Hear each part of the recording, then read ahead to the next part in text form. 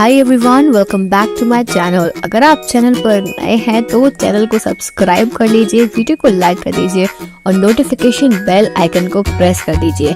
इस चैनल पर आपको मिलती है बेस्ट करियर गाइडेंस, यूनिवर्सिटी से रिलेटेड सारे अपडेट्स, साथ ही में फोरेंसिक साइंस के स्पेशल लेक्चर्स। तो जल्दी से सब्सक्राइब कर लीजिए, लाइक कर दीजिए और वीडियो को शेयर करना मत भूलिए।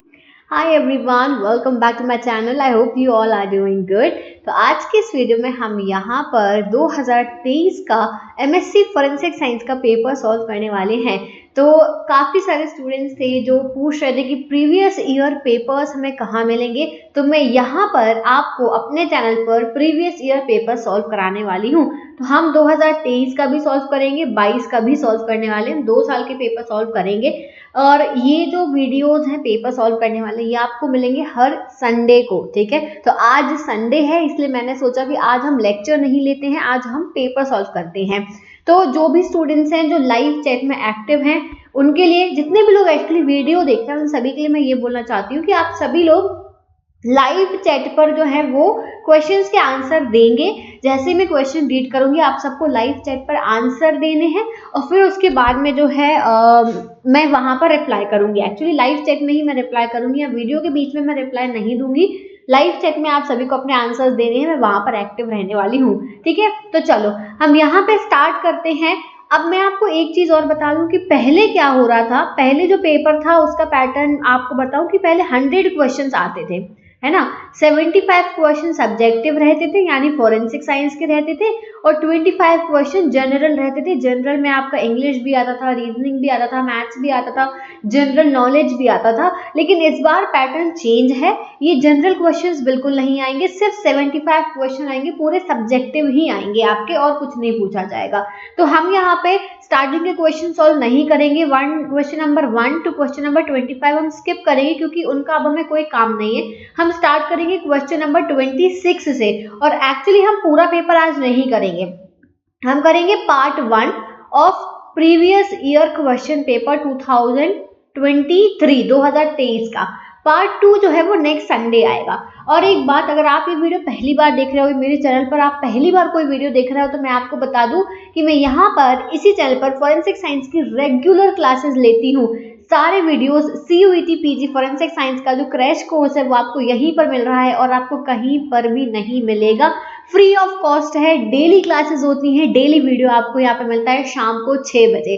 तो सब्सक्राइब कर लेना और नोटिफिकेशन बेल आइकन को प्रेस कर लेना।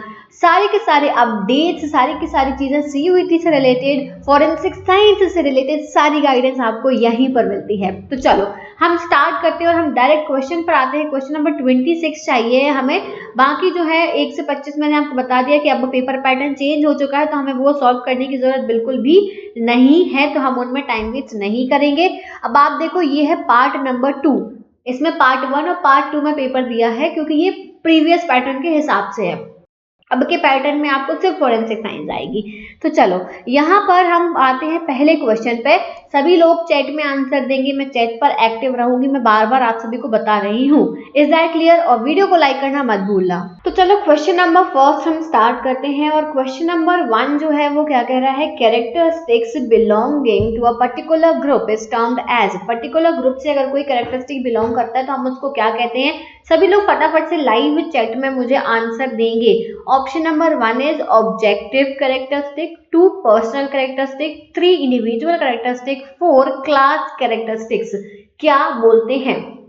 आंसर दो सभी लोग। और एक चीज मैं बता दूं कि एक मुझे कमेंट आया था कि मैम क्या ये एग्जाम ऑब्जेक्टिव होता है या सब्जेक्ट, या फिर जो है वो थ्योरेटिकल होता है। तो सब्जेक्टिव नहीं होता है, ये पूरा का पूरा जो आपका CUET PG का एंट्रेंस एग्जाम होता है, ये कंप्यूटर बेस्ड एग्जाम है।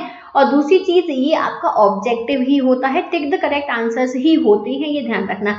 नेगेटिव मार्किंग है, इसलिए आप फालतू के क्वेश्चंस अटेम्प्ट नहीं करोगे। जितने कंपलसरी बोले गए हैं उतने कंपलसरीली आपको अटेंड करने पड़ेंगे, ठीक है। आ जाओ आगे बढ़ते हैं हम। तो ऑप्शन नंबर 4 जो है क्लास कैरेक्टरिस्टिक, इसका है करेक्ट आंसर। आई होप कि आप सभी ने सही आंसर दिया होगा, मैंने चैट पर रिप्लाई दिए हैं। नेक्स्ट क्वेश्चन पर आते हैं। Question number 27, Ted Bundy case is related to which type of forensic evidence. अब देखो ये जो क्वेश्चन है ना, मैंने ऑलरेडी अपने कम्युनिटी पेज पर और टेलीग्राम ग्रुप पर काफी सारे क्वेश्चंस जो है वो मैं डेली बेसिस पर अपलोड करती रहती हूँ, जिससे कि आपकी प्रैक्टिस होती रहे। तो जो भी लोग रेगुलरली उन पर रिप्लाईज दे रहे हैं उन्हें ये क्वेश्चंस कुछ कुछ सुने सुने लग रहे होंगे, देखे देखे लगेंगे, क्योंकि मैंने प्रीवियस ईयर पेपर्स के ही क्वेश्चन जो है वो अपलोड किए हुए हैं। सो आई होप मुझे कमेंट में जरूर बताना कि किस किस ने जो है ये क्वेश्चंस करे हैं, किसने आंसर्स दिए हैं, मुझे पता चले। कम्युनिटी पेज पे भी आप लोग कमेंट कर सकते हो, इस वीडियो के नीचे भी आप कमेंट करके बता सकते हो। तो चलो पहला क्वेश्चन, नॉट पहला क्वेश्चन नहीं, ये दूसरा क्वेश्चन है। Ted Bundy case is related to which type of forensic evidence? Foot marks, bite marks, thread marks और फाइबर, किससे रिलेटेड है? तो ये जो केस था ये बाइट मार्क्स से रिलेटेड था। बाइट मार्क्स को के बेसिस पर ही यहाँ पर जो सस्पेक्ट था उसको पकड़ा गया था। Is that clear? Next question.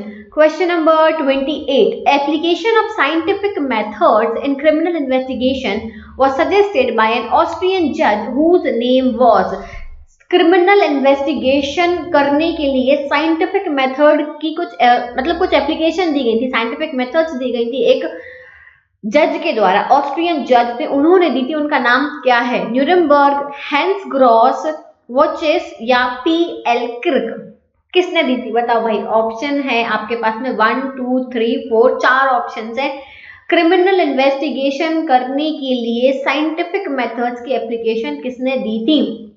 Answer is option number 2। जिन ने 2 आंसर दिया है, वेरी गुड, बहुत अच्छा आप लोग कर रहे हो, ऐसे ही आंसर्स देते जाओ। Be active in my chat section, भाई लाइव चैट पर सब लोग एक्टिव रहेंगे। क्लियर? ओके। असर्शन रीजन से मुझे एक बात और याद आ गई कि मुझे 2-3 बार कमेंट आ चुका है कि मैम असर्शन रीजन से क्वेश्चन कराइए। तो जो आज मैं आपको पेपर सॉल्व कराने वाली हूँ ना, इसमें मोस्टली क्वेश्चंस जो है वो असर्शन रीजन या स्टेटमेंट वाले ही क्वेश्चंस हैं। और ये जो एग्जाम होता है सीयूईटी पीजीएस में, आपको इसी तरीके के क्वेश्चंस जो है वो पूछे जाते हैं। तो चलो एक बार मैं चेक कर लूँ रिकॉर्डिंग सही हो रही है या नहीं हो रही है। Let's move forward. असर्शन बोल रहा है the application of physical properties of blood and the principles of fluids in motion form the basic interpretation of location and directionality of the blood stain। ये बोल रहे हैं कि जो ब्लड की फिजिकल प्रॉपर्टीज होती हैं और जो प्रिंसिपल ऑफ मोशन है उसके बेसिस पे आप इंटरप्रिटेशन कर सकते हो ब्लड स्टेन्स की लोकेशन का, डायरेक्शनैलिटी का आप कर सकते हो। और यहाँ लिखा है as it is not related to force और फोर्सेस दैट प्रोड्यूस देम, क्योंकि ये फोर्स या फोर्सेस जो प्रोड्यूस हो रहे हैं उनसे रिलेटेड नहीं है। अब आपको बताना है कि दोनों both A and B are correct, और जो रीजन है वो असर्शन का करेक्ट एक्सप्लेनेशन है, या फिर both A assertion and reason are correct but reason is not the correct explanation of assertion. Assertion is correct but reason is not correct. Assertion is not correct but reason is correct. बताओ भाई इसका answer क्या होगा? देखते हैं कितने लोग इसका जो है सही जवाब देते हैं। दे दिया आंसर सभी ने।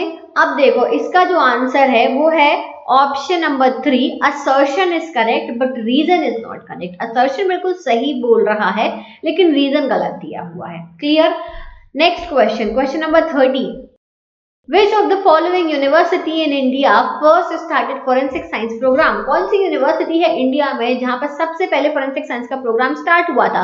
Punjabi university, Punjab university, doctor H S. Gaur यानी डॉक्टर हरि सिंह गौर विश्वविद्यालय सागर यूनिवर्सिटी, या जवाहरलाल नेहरू यूनिवर्सिटी JNU? किसने स्टार्ट किया था सबसे पहले यहाँ पे इंडिया में फोरेंसिक साइंस का कोर्स?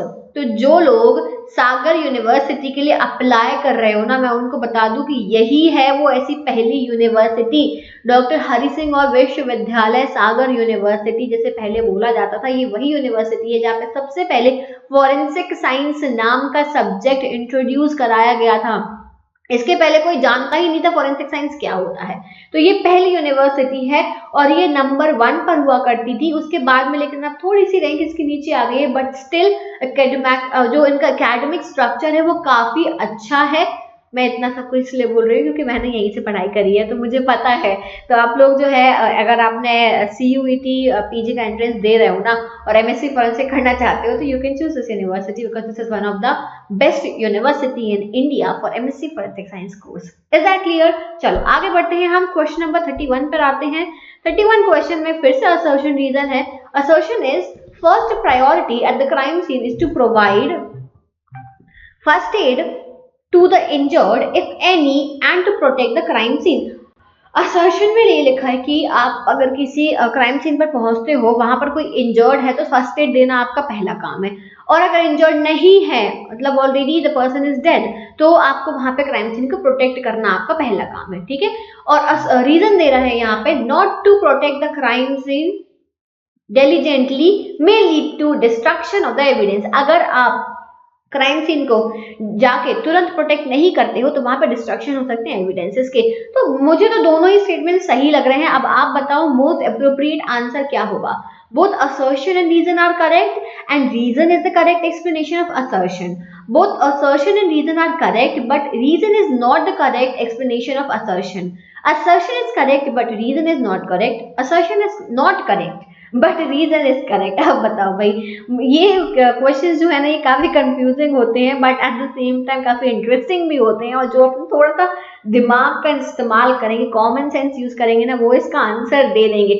सिंपल सा होता है बट कंफ्यूजन क्रिएट करते हैं, क्योंकि सिंपल से क्वेश्चन डाल देंगे अगर डायरेक्टली डाल देंगे तो फिर सब लोग सही आंसर दे देंगे। फिर हमें कैसे पता चलेगा कि किसके अंदर ज्यादा स्किल्स है, किसके अंदर जो है ज्यादा इस सब्जेक्ट को लेके क्यूरियोसिटी है, कि जो किसका माइंड जो है वो खतरनाक तरीके से सोचता है। असर्शन रीजन जो है थोड़े से घुमा के पूछने वाले क्वेश्चंस होते हैं। तो बेसिकली जैसे मैंने स्टार्टिंग में बोला था कि दोनों ही स्टेटमेंट्स मुझे करेक्ट लग रहे हैं, तो दोनों है ही करेक्ट, ठीक है, कुछ भी गलत नहीं है और रीजन बिल्कुल सही दिया गया है असर्शन के लिए। क्लियर?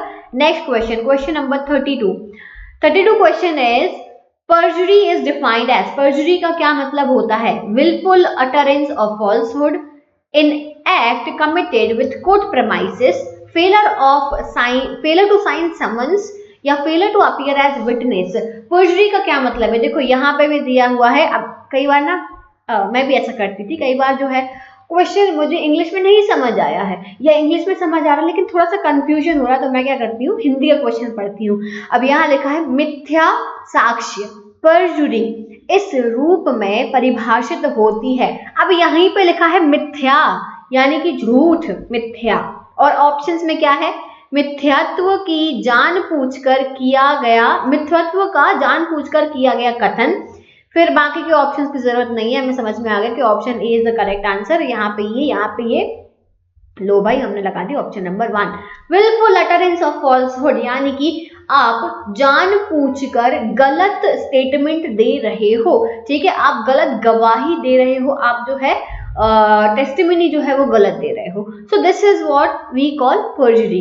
Is that clear? तो कई बार हिंदी वाले क्वेश्चन जो होते हैं आप हिंदी में देखोगे ना तो आपकी काफी हेल्प हो जाती है, तो देख सकते हो आप लोग। इतनी बुरी तो हिंदी होगी नहीं कि किसी को बिल्कुल ही एक शब्द भी समझ में नहीं आए, और अगर है इतनी बुरी हिंदी तो हिंदी सीख लो, ठीक है, हिंदी आना बहुत जरूरी है। भारत में रह रहे हो, अमेरिका में नहीं रह रहे हैं हम, तो हिंदी सीखना बहुत जरूरी है। चलो भाई हम आ गए हैं क्वेश्चन नंबर 33 पर। स्टेटमेंट दिया है when blood stains are studied with respect to their geometry and distribution on various surfaces, they can reveal valuable information for the reconstruction of events that produce bloodshed। बहुत जल्दी पढ़ दिया ना मैंने, slow करके देख लेना वीडियो। स्टेटमेंट 2 बोल रहा है the pattern of splatter determines the distance between the target surface and the origin of time bloodshed। बताओ, सिर्फ स्टेटमेंट्स बताने, रीजन असर्शन नहीं है, कौन सा स्टेटमेंट सही होगा कौन सा गलत होगा। Both statement 1 and 2 are true, या 1 and 2 दोनों ही गलत है, या 1 सही है 2 गलत है, 2 गलत है 1 सही है। बताओ क्या होगा इसका आंसर? 1 2 3 4 ऑप्शंस है, फटाफट से आंसर दो जल्दी, क्या होगा इसका आंसर? आज जो है हम पेपर सॉल्व कर रहे हैं, आंसर दे देना, मैं बात करती रहूं, आंसर देना है, मैं इसलिए रुकी हूँ। तो हम जो है 2023 का पेपर सॉल्व कर रहे हैं और हम आधा पेपर आज सॉल्व करेंगे, आधा हम जो है नेक्स्ट संडे सॉल्व करेंगे। डेली क्लासेस हो रही हैं, जिन्होंने लेक्चर्स नहीं देखे वो लेक्चर्स देख लेना, रेगुलर बेसिस पर बिना किसी गैप के। तो क्लासेस आपको अटेंड करनी है। लंबे लेक्चर्स मैं इसलिए ले रही हूँ क्योंकि हमारे पास में टाइम कम है। अगर आपने बिल्कुल जीरो पढ़ाई करी है ना और आज के दिन भी आप स्टार्ट करते हो तो आप जो है आराम से पूरा सिलेबस कवर कर सकते हो। जस्ट फॉलो मी, फॉलो करते चलो, जो बोलूँ वो करो, बस इतना ही है। चलो आंसर आ गया भाई सबका, और जिन्होंने बोला है ऑप्शन नंबर 1, वेरी गुड, बहुत बढ़िया, option number 1 is the right answer. आगे बढ़े, क्वेश्चन नंबर 34 पर आते हैं हम। Which of these general methods are used for isolation or concentrating accelerant from the debris collected from the crime scene and forwarded to FSL or CFSL for identification? इनमें से कौन सी method लगाई जाती है अगर आपको कोई डेब्रिस मिला है, चार्ज्ड मटेरियल यानी कि पूरा जो है चार्ज जल चुका मटेरियल मिला है, आप उसमें से कैसे जो है मेथड लगाओगे आइसोलेशन की? कौन सी मेथड लगाओगे? Steam distillation, silver nitrate staining, solvent extraction या कोल्ड हेड स्पेस? ऑप्शन ये हैं, एक आंसर नहीं होगा, इनमें से कई मेथड्स लगाई जाती हैं। तो एक बात मैं बताऊं, स्टीम डिस्टिलेशन लगाई जाती है, तो यानी कि हम ये वाला ऑप्शन डिलीट कर दें, ठीक है। अब इसके बाद में एक और मैं देती हूँ आपको थोड़ी सी हिंट, सॉल्वेंट एक्सट्रैक्शन भी लगाई जाती है, ठीक है। अब आपको जो है ए हो गया और सी हो गया, ओके मैंने तो आंसर ही बता दिया, ऑप्शन नंबर 2 ही बचा क्योंकि मैंने सी बोल दिया। तो ए, सी एंड डी ओनली, ये 3 मेथड्स जो हैं, ए, सी एंड डी, ये 3 मेथड्स लगाई जाती हैं उसके लिए, एक्सट्रैक्शन के लिए। नेक्स्ट आ जाओ क्वेश्चन नंबर 35 पे। Question number 35 match the column है, starch, iodine, acid phosphatase, para dimethyl amino cinnamon aldehyde और यूरोबिलिनॉइड्स, कौन सी मेथड किस लिए लगाई जाती है? अगर आपने मेरे फोरेंसिक बायोलॉजी और सीरोलॉजी के लेक्चर्स पूरे अटेंड करे हैं, 11-12 पार्ट्स हैं, वो पूरी प्लेलिस्ट बनी हुई है, आप देख सकते हो उस प्लेलिस्ट पर जाके। मैंने इन सभी के आपको टेस्ट बताए हैं, कैसे कौन सा टेस्ट किया जाता है, एक एक चीज मैंने आपको बताई है।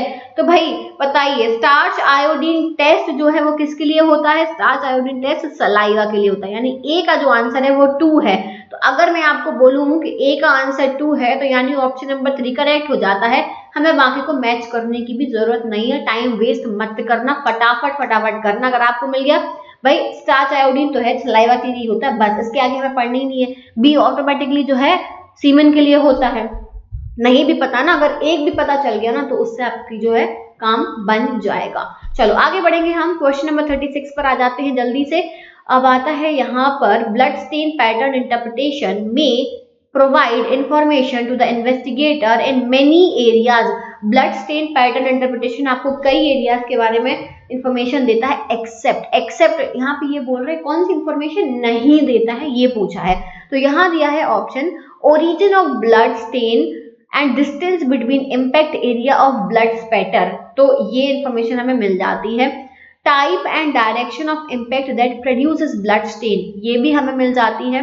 Objects that produce particular blood stain pattern and position of victim, ये भी मिल सकती है। एज ऑफ विक्टिम हम नहीं पता कर सकते हैं, सेक्स ऑफ विक्टिम भी हम ब्लड स्पैटर पैटर्न से नहीं पता कर सकते हैं। समझ में आ गई बात? तो D and E correct option, D and E only. हम कौन सी इंफॉर्मेशन पता नहीं कर सकते हैं? डी एंड ई ओनली हम नहीं पता कर सकते हैं, ए बी और सी हम पता कर सकते हैं। समझ गए? तो option number 4 is the right answer. Next question, question number 37, section 45 of Indian evidence act deal with which of the following. ये मैंने अपने कम्युनिटी पेज पर भी डाला था क्वेश्चन, मैंने टेलीग्राम पर भी डाला था क्वेश्चन, गड़बड़ मत करना, ठीक है। बताओ section 45 of Indian evidence act क्या है, किस चीज के बारे में है? Eye witness, hostile witness, hearsay witness या एक्सपर्ट विटनेस, किसके बारे में बात करता है ये? बोलो। Option number 4, very good, option number 4 is the right answer. 37 क्वेश्चन हो चुके हैं। 38 again very nice, assertion reason आ गया भाई, इसमें ही मजा आता है, असर्शन रीजन करने में ही मजा आता है। असर्शन बोल रहा है वाइल फोटोग्राफी का क्राइम सीन, जब हम फोटोग्राफी करते हैं किसी क्राइम सीन की तो हमें स्केल जो है वो इंपॉर्टेंट रहता है, स्केल रख के फोटो खींचनी होती है, ठीक है। रीजन बोल रहा है actual size of the object in a photography can not be assessed without having a scale. Definitely अगर हम स्केल नहीं रखते हैं तो हमें क्या पता कि वो ऑब्जेक्ट की साइज क्या है, क्योंकि फोटोग्राफी में तो हम जूम भी कर सकते हैं, हम जूम आउट भी कर सकते हैं, हम साइज नहीं पता कर सकते कितना सेंटीमीटर है, जो ऑब्जेक्ट है उसका साइज कितना है, तो हमें स्केल रखना होता है। तो इसके अकॉर्डिंग तो ऑप्शन 1 ही होना चाहिए, हमें आगे पीछे कहीं देखने की जरूरत नहीं है, ऑप्शन 1 यानी कि असर्शन रीजन दोनों करेक्ट है और reason is a correct explanation for assertion. Clear.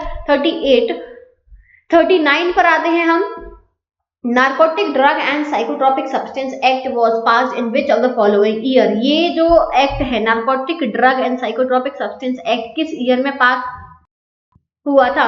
1981, 1985, 1975, 1986 किस ईयर में पास हुआ था?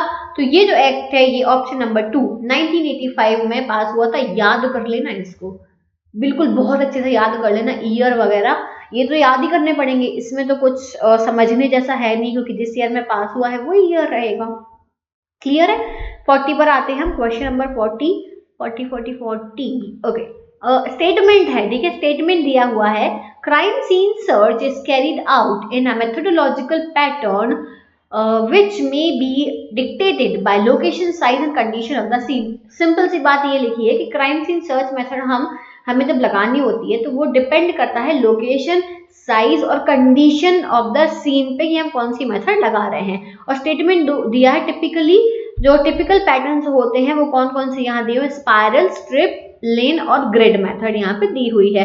तो इसका क्या मतलब है, दोनों ही स्टेटमेंट सही है, कुछ भी गलत नहीं है, स्टेटमेंट 1 भी सही है, स्टेटमेंट 2 भी सही है, तो ऑप्शन नंबर 1 इसका करेक्ट आंसर होगा। स्पीड बढ़ाओ, जो लोग धीरे आंसर दे रहे हैं जल्दी जल्दी आंसर देना है आपको। नेक्स्ट क्वेश्चन पर आते हैं, फिर से स्टेटमेंट है, क्वेश्चन नंबर 41। स्टेटमेंट 1 कह रहा है aperture size and depth of field in photography are related inversely. Inversely related है, यानी कि अपर्चर साइज जो है वो डेप्थ ऑफ फील्ड से इनवर्सली प्रोपोर्शनल है। Larger aperture will limit the zone of sharp focus. अब ये जिन्होंने मेरे फोरेंसिक फोटोग्राफी और वीडियोग्राफी के वीडियोस देखे होंगे उनको बन जाना चाहिए, क्योंकि मैंने अपर्चर साइज क्या होता है, फोकल लेंथ क्या होता है, डेप्थ ऑफ फील्ड क्या होता है, कैमरे के कंपोनेंट्स क्या होते हैं, फोटोग्राफी कैसे की जाती है, तो ये सब चीजें पढ़ाई हुई हैं। तो इसमें से क्या होगा इसका right answer? Both statement 1 and statement 2 are correct, both statement 1 and statement 2 are incorrect. Statement 1 is correct but statement 2 is incorrect. Statement 1 is incorrect but statement 2 is correct. क्या सही है इसमें से? तो आंसर होगा इसका both statement 1 and statement 2 are correct. Option number 1। 42 पे आते हैं हम। Restoration of erased writing written with iron based ink can be done with which of the following? Restoration हम कैसे करेंगे? Sulphuric acid fumes, sulphydryl fumes, sulphocyanic acid fumes या sulphur dioxide fumes, इनमें से कौन सा जो है वो यूज होता है रिस्टोरेशन ऑफ इरेज्ड राइटिंग के लिए? तो आंसर है इसका option number 3 that is sulphocyanic acid fumes का हम यूज करते हैं। जल्दी जल्दी करेंगे, थोड़ा सा स्पीड अप करेंगे हम। फिर से आ गए यहाँ पे 43 असर्शन स्टेटमेंट है। Statement 1 is examination of a document under UV radiation may help in detection of sympathetic ink writing। मतलब यहाँ पे दिया है UV रेडिएशन की मदद से हम sympathetic ink writing की डिटेक्शन कर सकते हैं। स्टेटमेंट 2 है जो फ्लूइड है, कंस्टिट्यूएंट्स ऑफ फ्लूइड है जो सीक्रेट राइटिंग को लिखने के लिए यूज किया गया है, वो फ्लोरोसेंस देता है यूवी रेडिएशन के एक्सपोजर में। तो both statement 1 and 2 are correct, both statement 1 and 2 are incorrect. Statement 1 is correct but statement 2 is incorrect। फिर है fourth option, statement 1 is incorrect but statement 2 is correct। बताओ भाई क्या होगा इसका आंसर? तो ये जो है यहाँ पे दोनों ही स्टेटमेंट सही हैं, option number 1 is the right answer। Question number 44 पर आ जाओ। DFO reagent is used to visualize latent finger marks bye reacting with which of the following component. हाँ, लेटेंट फिंगरप्रिंट को अगर हमें विजिबल बनाना है तो हम DFO रिएजेंट का यूज करते हैं। तो वो किस कंपोनेंट से रिएक्ट करता है? Fatty acids, sodium chloride, iron या फिर अमीनो एसिड्स। ध्यान रखना, मैंने आपको ये बताया हुआ है जब मैंने फिंगरप्रिंट की क्लासेस ली थी, वो भी प्लेलिस्ट है, फिंगरप्रिंट के बारे में भी पूरी प्लेलिस्ट है, पढ़ लेना। और मैं वन शॉट वीडियो भी लेकर आऊंगी, अभी जो रेगुलर लेक्चर्स चल रहे हैं उनमें मैं सब कुछ आएगा आपका फिंगरप्रिंट के रिगार्डिंग जितनी भी चीजें हैं, वो पूरा का पूरा वन शॉट वीडियो आने वाला है। इसका जो कैलेंडर है कि किस दिन कौन सा लेक्चर होगा वो मैंने ऑलरेडी कम्युनिटी पेज पर डाला हुआ है, तो वो चेक कर लेना। चलो अब देखो, हाँ आंसर होगा ऑप्शन नंबर 4, अमीनो एसिड्स के साथ में रिएक्ट करता है। क्वेश्चन नंबर 44 पर आते हैं हम, क्वेश्चन नंबर 45 सॉरी, यहाँ लिखा है shading is demonstrated most prominently in writing written with fountain pen. as a reason है split in the nips of pen influences the ink supply. Definitely ये भी सही चीज लिखी हुई है कि अगर निप्स में स्प्लिट है तो वो इंक सप्लाई को चेंज करता रहेगा, कभी ज्यादा इंक आ जाएगी, कभी कम इंक हो जाएगी, तो राइटिंग स्ट्रोक्स में जो है थोड़े से चेंजेस देखने को मिलते हैं। तो रीजन सही दिया हुआ है और जो असर्शन है वो भी सही दिया है, यानी option number 1 is the right answer. ठीक है, हो गया 45। 46 पर आते हैं हम, टोटल हम 60 क्वेश्चंस करने वाले, क्वेश्चन नंबर 60 तक हम कंप्लीट करेंगे, फिर उसके बाद में जो बाकी के 30 बचेंगे वो हम नेक्स्ट संडे को सॉल्व करने वाले हैं। यहाँ पे दिया है 10 digit classification system is also known by which of the following. 10 digit classification system को हम और क्या बोलते हैं, तो इसमें ये साइंटिस्ट के नेम दिए हुए हैं। तो एक चीज, इस ये वाला जो क्वेश्चन है ना, ये मैं चाहती हूँ कि आप इसका आंसर मुझे कमेंट सेक्शन में दो। ऑप्शन नंबर 3 नहीं होगा, ये मैं आपको क्लियर कर दे रही हूँ। 1, 2 या 4 में से ही इसका आंसर है, ये आपको आंसर जो है मुझे कमेंट में देना है, चैट में तो दो, चैट के बाद में कमेंट भी आपको करना है। क्वेश्चन नंबर 46 आपके लिए होमवर्क है, ये आप मुझे जो है यहाँ पे क्लियरली कमेंट में आंसर दोगे। ठीक है, next question 47, a film camera captures the images on the light sensitive film which is composed of। जो फिल्म कैमरा होता है वो फोटोज कैप्चर करता है, लाइट सेंसिटिव फिल्म जो होती है उसमें वो किस चीज की बनी होती है, silver nitrate, silver nitrite, silver halide या सिल्वर फॉस्फेट। ये क्वेश्चन भी मैंने अभी ही आई थिंक कल या परसों ही अपने उस पर डाला, टेलीग्राम पर भी और कम्युनिटी पर भी। तो बताओ भाई, जिसने आंसर दिया उन्हें करेक्ट आंसर पता होगा, क्या होगा इसका आंसर। फिल्म जो इमेज कैप्चर कर रही है कैमरा में वो किस चीज की बनी हुई है, वो बनी हुई है सिल्वर हैलाइड की। ठीक है, हो गया। आ जाओ क्वेश्चन नंबर 48 करेंगे हम। 48 क्या है यहाँ पे, ओके, मैच द कॉलम दिए हुए हैं 48 पर। तो यहाँ पे जो है थोड़ा सा ये कठिन है, इसमें दिया हुआ है ऑडवे हिल्टन, एजिजुल, फिर बर्टिलॉन और एलेक्स जेफरी। इन साइंटिस्ट जो हैं इन्होंने क्या दिया था, तो भाई कई बार जो है बहुत फिर से मैथ द कॉलम में कंफ्यूजन हो जाता है, तो हम वर्टिलॉन की बात करेंगे। वर्टिलॉन के बारे में सब जानते हैं, इवन एलेक्स जेफरी का नाम भी हमने बहुत ज्यादा कॉमनली जो है सुना है। तो वर्टिलॉन ने पर्सनल आइडेंटिफिकेशन दिया था, एंथ्रोपोमेट्रिक टेक्निक दी थी जिससे हम पर्सनल आइडेंटिफिकेशन कर सकते हैं। यानी जो सी है, सी का आंसर ऑप्शन नंबर 2 होगा। तो हमारा थर्ड ऑप्शन और फोर्थ ऑप्शन यहीं पे कैंसिल हो जाता है। अब हम एलेक्स जेफरी की बात करें तो यहाँ पे एलेक्स जेफरी ने डीएनए एनालिसिस दिया था, तो अगेन हम इन दोनों ऑप्शंस में कंफ्यूज हैं। चलो, हिल्टन ने क्या दिया था, यहाँ पे हिल्टन ने दिया था क्वेश्चन द डॉक्यूमेंट के बारे में। तो यहाँ पे ये क्लियर हो गया, ए का फोर्थ यानी option number 2 is the right answer. Next question 49, यहाँ पे दिया है साइट ऑफ स्पर्म मैचुरेशन, फिर दिया है testosterone production, site of spermatogenesis, sperm forming sales. इसके लिए मैं आपको टाइम दे रही हूँ, फटाफट से इसका आंसर दो, क्या करेक्ट आंसर होगा, कौन सा ऑप्शन जो है इसका करेक्ट आंसर है। इसके लिए मैंने आपको टाइम दिया है, जल्दी से आंसर दो, मैं वेट कर रही हूँ। साइट ऑफ स्पर्म मैचुरेशन बताओ कहां पे होता है स्पर्म मैच्योर। ठीक है, फिर साइट ऑफ स्पर्मेटोजेनेसिस कौन सी है, स्पर्मेटोजेनेसिस कहां पे हो रही है, तो चलो थोड़ा सा इजी कर देती हूं मैं। Site of sperm maturation epididymis में होता है, यानी कि ऑप्शन नंबर 2 कट कर दो, ऑप्शन नंबर 3 कट कर दो, दो ऑप्शन डिलीट कर दिए। अब आंसर 1, ऑप्शन 1 या ऑप्शन 4 में से एक होगा। Testosterone production B, testosterone production जो है वो होता है लेडिक सेल्स में।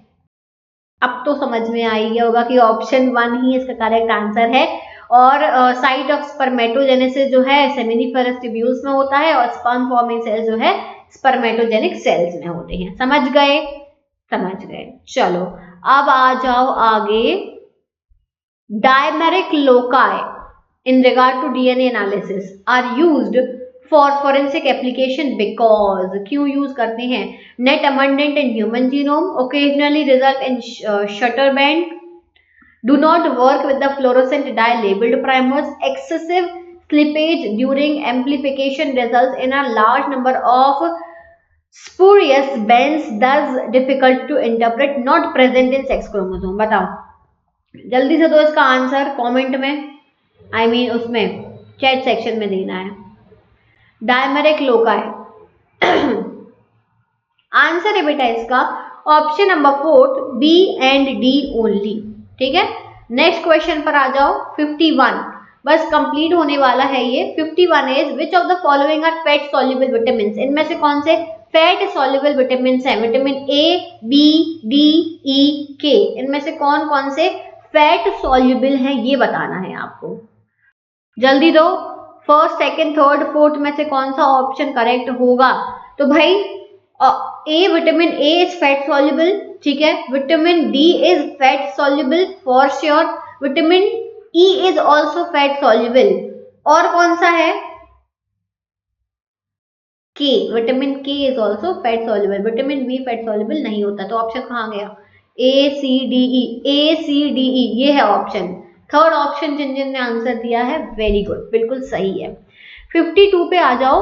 विच of the following factors are responsible for blood clotting? Blood clotting के लिए कौन कौन से फैक्टर्स रिस्पॉन्सिबल हैं? ऑप्शन ये है विटामिन के, कैल्शियम, प्रोस्टासाइनिन, प्लाज्मिन, फिब्रिनोजन। कौन कौन रिस्पॉन्सिबल है इसमें से ब्लड क्लॉटिंग ऑफ ब्लड के लिए? तो देखो इसमें ना सिर्फ आपकी दो चीजें, option number 4 is the right answer, C और डी, दो ही चीजें रेस्पॉन्सिबल होती हैं। ठीक है, ओ सॉरी नॉट रेस्पॉन्सिबल पूछा है, तो विटामिन के, कैल्शियम और फिब्रिनोजन ये तीनों ही रेस्पॉन्सिबल होते हैं। जो प्रोस्टासाइनिन और प्लाज्मिन है ये रेस्पॉन्सिबल नहीं होता है, इसीलिए सी और डी राइट आंसर होगा। ये देखो जैसे मैंने गलती कर दी ऐसे आप भी कर सकते हो। क्वेश्चन पढ़ने में हम जल्दी जल्दी में क्वेश्चन जो है गलत पढ़ लेते हैं, तो इस चीज का ध्यान रखना कि क्वेश्चन बहुत ध्यान से पढ़ो। जब पूछा है which of the following is या which of the following is not, ये गड़बड़ नहीं होनी चाहिए। असर्शन रीजन पे आते हैं 52। टोटल हम 60 क्वेश्चंस करेंगे, 52 पर हम आ चुके हैं, थोड़े से ही क्वेश्चंस हैं बचे हुए हैं। नेक्स्ट क्वेश्चन 53 है, ओके 52 नहीं 53 पे हम आ गए हैं। स्टेटमेंट दिया हुआ है 3 basic steps of respiration are pulmonary ventilation, external respiration and cellular respiration. Statement 2 is for inhalation to occur, air pressure in alveoli must be less than the atmospheric pressure. बताओ इसका आंसर क्या होगा? 3 basic steps of respiration are pulmonary ventilation, external respiration, cellular respiration. Inhalation के लिए आपको air pressure की जरूरत है alveoli में, जो वो atmospheric pressure से कम होना चाहिए। कौन सा ऑप्शन करेक्ट होगा इसका? इसका ऑप्शन नंबर 4 करेक्ट होगा। स्टेटमेंट 1 इनकरेक्ट है बट स्टेटमेंट 2 करेक्ट है। इसके बाद में आओ 54 पे। असर्शन दिया है the keratin matrix protect mitochondrial DNA from degradation. फिर mitochondrial DNA is embedded in the keratin matrix of hair shaft cell, thus preferred in analysis of maternal lineage. बताओ इनमें से कौन सा ऑप्शन जो है वो करेक्ट होगा? क्या था? हाँ, असर्शन रीजन दिया हुआ है। असर्शन रीजन में इसमें से कौन सा करेक्ट है? स्टेटमेंट सही है या स्टेटमेंट गलत है? तो option number 1 is correct, both A assertion and reason are correct. 54 के बाद में हम आते हैं क्वेश्चन नंबर 55 पे। What will be the fate of iron that is released during the breakdown of damaged red blood cell?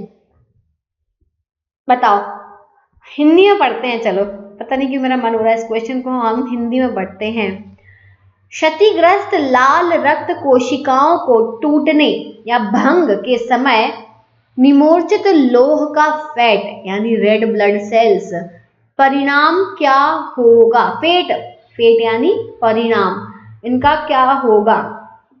बताओ भाई, Hindi English दोनों में पढ़ दिया है मैंने। इसका उपयोग प्रोटीन, चलो अब हम ऑप्शंस इंग्लिश में बता देते हैं, ज्यादा टाइम पास नहीं करेंगे हम। Option number 1 is it is used to synthesise protein, it is transported to the liver where it becomes part of bile, it attaches to transferrin and is transported to bone marrow for use in hemoglobin synthesis, it is converted into urobilin and excreted in urine। क्या होगा इसका answer? हाँ, ए, B, C या D? Answer है option number 2, it is transported to the liver where it becomes part of bile. समझ गए? चलो okay, 56 पर आ गए हैं हम। Kwashiorkor disorder is caused by deficiency of carbohydrate, vitamins, lipids या फिर प्रोटीन। किसकी डेफिशिएंसी से ये होता है डिसऑर्डर? तो ये होता है प्रोटीन्स की कमी से, प्रोटीन्स की डेफिशिएंसी से। Next question number 777 creatinine test is used to check which of the presence of, किसकी प्रेजेंस के लिए आप क्रेटानाइन, अरे ये मैंने पढ़ाया हुआ है क्रेटानाइन टेस्ट, यूरिन, ईयरवैक्स, सीमेन या सलाइवा। तो ईयरवैक्स के लिए तो मैंने आपको पढ़ाया ही नहीं है, तो भूल जाओ। यूरिन, सीमेन या सलाइवा में से कोई एक आंसर है, बताओ। क्रेटानाइन का टेस्ट आप किसके लिए लगाते हो, किस चीज की प्रेजेंस चेक करने के लिए आप लगाते हो, बताइए answer.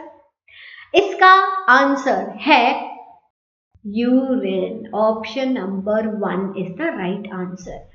Next 58 which of these is an animal fibre, इनमें से एनिमल फाइबर कौन सा है? मोहेर, शहतूश, पॉलिस्टर या नायलॉन। इनमें से कौन सा एनिमल फाइबर है? तो आंसर क्या है? देखो एक बहुत अच्छा वो बताऊं, नीचे देखो, नीचे लिखा निम्नलिखित में से कौन सा पशु रेशा है?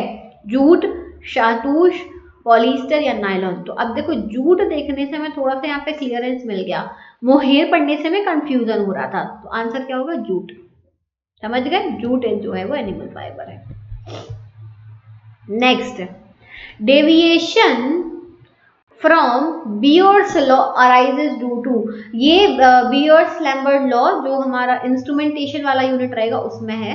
Deviation from Beer's law arises due to, option is if monochromatic light is used, width of the slit is not correct, presence of impurities like fluorescence compound, ionization of colored substances, if solution undergoes polymerization। बताओ क्या होगा इसका answer?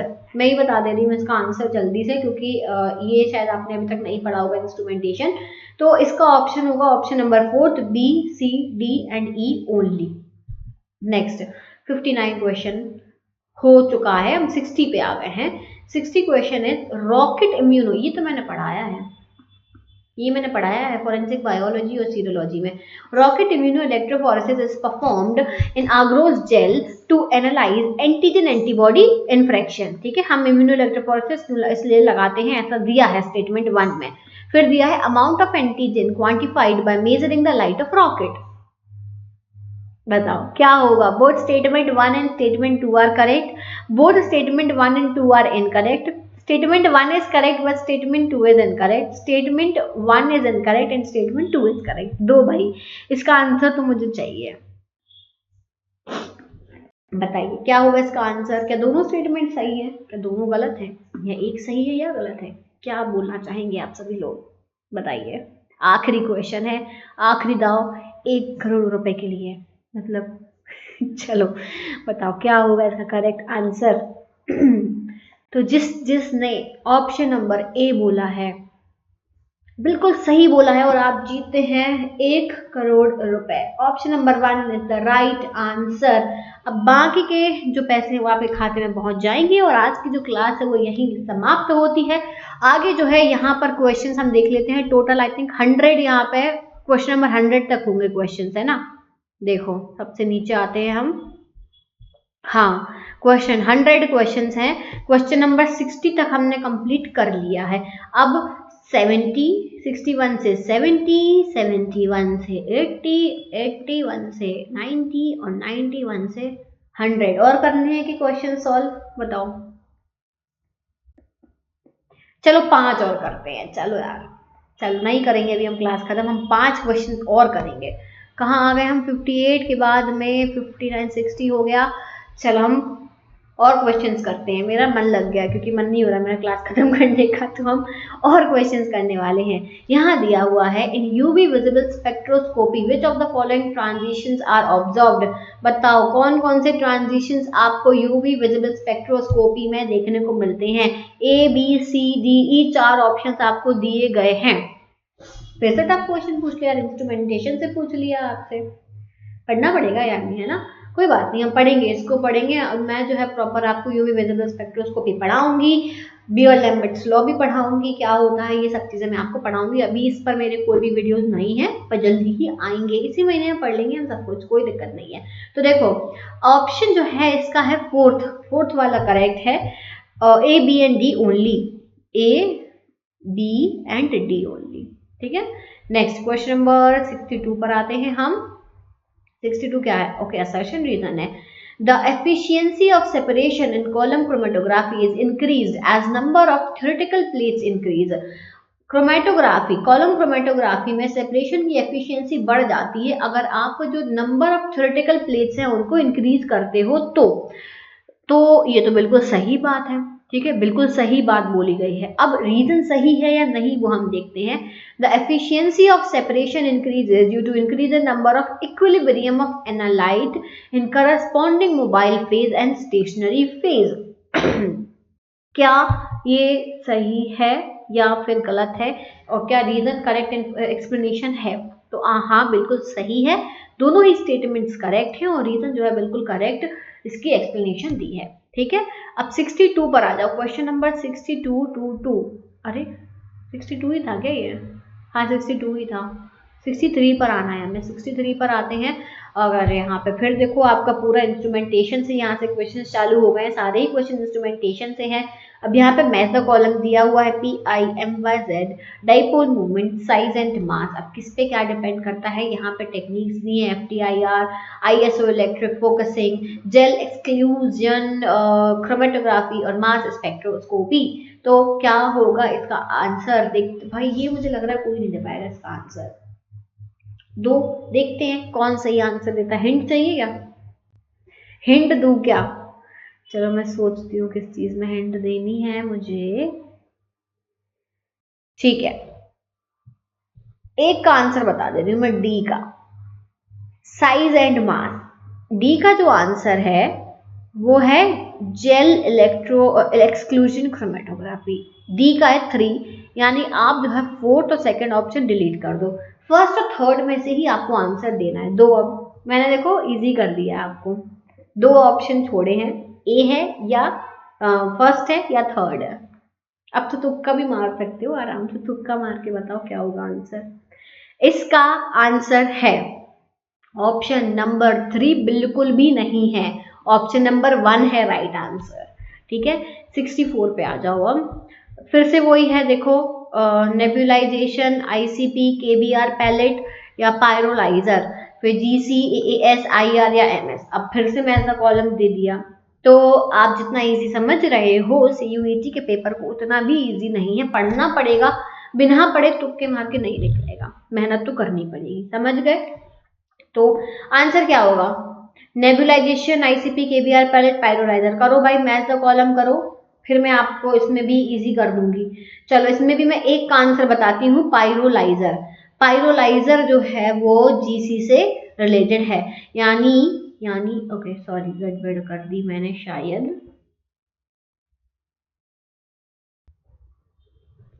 हाँ गड़बड़ मैंने ये कर दी कि तुमको जो है करेक्ट आंसर बता दिया क्योंकि यहाँ पे डी का जो 4 है वो एक ही ऑप्शन में है, दैट इज ऑप्शन नंबर 3, तो ये आपका सही हो गया। चलो और 65 पे आते हो, ये लास्ट क्वेश्चन है फाइनली, इसके बाद में हम अगला जो संडे होगा उसमें हम पूरा पेपर करेंगे। How many fundamental vibration frequency is observed in infrared spectrum of H2O? बताइए फंडामेंटल वाइब्रेशन फ्रीक्वेंसी कितनी ऑब्जर्व होती है वाटर में, 6, 5, 4 या 3? तो आंसर है 3, ऑप्शन नंबर 4, 3 होती हैं, समझ गए। H2O में इंफ्रारेड अवरक्त स्पेक्ट्रम में कितनी कंपन आवृत्ति पाई जाती है, ठीक है, तो अब जो आंसर है वो है 3। समझ गए। चलो अब हम यहीं पे खत्म करते हैं, बहुत लंबा जो है वो लेक्चर हो चुका है और आपको भी नींद आने लगी होगी, तो अब हम इतना ही करेंगे सॉल्व। अगला हम पार्ट 2 करेंगे संडे को, अगले संडे को। तब तक दिन पूरे हफ्ते आपको लेक्चर पढ़नी है, डेली क्लास है बिना किसी गैप के। समझ गए बात को। सो thank you so much for watching this video. मैंने एक क्वेश्चन होमवर्क में दिया है, कॉमेंट जरूर करना, मुझे पता तो चले कितने लोग मेरे लेक्चर पे ध्यान दे रहे हो, कितने सिर्फ टाइम पास के लिए देख रहे हो। इतनी मेहनत मैं कर रही हूँ तो आपकी तरफ से मुझे जो है रिस्पॉन्स दिखना चाहिए। Is that clear? कोई भी डाउट हो कमेंट में आप अपना डाउट डाल सकते हो, और जो भी आपके ये पेपर वगैरह है, बुक्स वगैरह है, स्टडी मटेरियल जो है वो मैं आपको दूंगी कहाँ, टेलीग्राम ग्रुप में। ज्वाइन कर लेना, डिस्क्रिप्शन में लिंक दिया हुआ है। So thank you so much for watching this video. I see you soon in the next video. Till then take care, bye bye.